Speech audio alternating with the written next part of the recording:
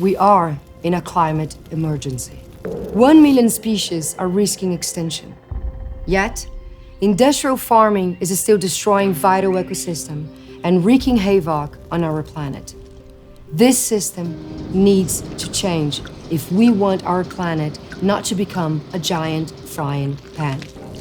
Our choices as individuals are important, but we need to move some of these choices up the food chain, to the source. What if a product could only get to the store if it had a clean ecological record?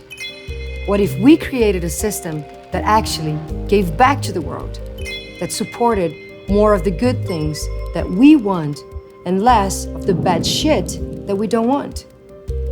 What if we actually got to make the choices? And it starts with reining in the power of the agribusiness giants. Here's how we do it. First of all, we need to support indigenous people's land rights and struggles around the world, especially those happening on our own backyards. Indigenous nations are at the forefront of the climate crisis and have been defending the land from this doomsday economy for over 500 years. Second, companies need to stop buying from anyone, and I mean anyone, who is destroying natural landscapes like forests, wetlands, and grasslands. That means they need to get a grip on their supply chains to be able to tell where commodities come from and how they're produced. Once commodity producers know they won't be able to sell their goods if they've been trashing forests and other habitats, they will stop doing it. Third, food companies need to pay for the damage they're doing to forests and restore what's being destroyed. Yes, you heard me right. To fight the climate crisis, we need to restore our lost forests so they can help to suck up and store carbon from the atmosphere again. Fourth, companies need to change their wasteful business model. They need to sell a lot less meat and dairy, especially in countries where meat consumption is far higher than many other parts in the world.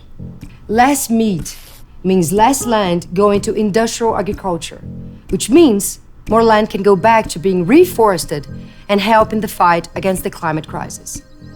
Basically, the food we grow should be feeding people, not livestock or gas tanks. Switching to a more varied diet with more vegetables and less processed food is really important. Reducing our meat consumption is good for the planet and good for us too. But the burden shouldn't only fall on us. Companies need to provide good quality food and plant-based options. Finally, and this is where things really need to change, food companies are going to have to accept that never-ending growth and environmental protection don't go together. These companies have promised to protect and restore forests, but their outdated business model is taking us in the opposite direction. We simply can't afford that. I know we're trapped in a system where growth is the only measure of success, but that system isn't inevitable. It was designed, and that means we can design a better one. If we want a livable planet, we need to build on the momentum of things like electric cars and powering our houses with solar panels and renewable energy. The agribusiness industry is as much to blame as the fossil fuel industry for our current crossroads. Business as usual is a dead end. None of us asked for food that is destroying our future. None of us were included in any of the choices. But this ends here. If we act together, we can win this. We can change the food system and turn it into something that regenerates our communities and our planet. And this is really our only way out.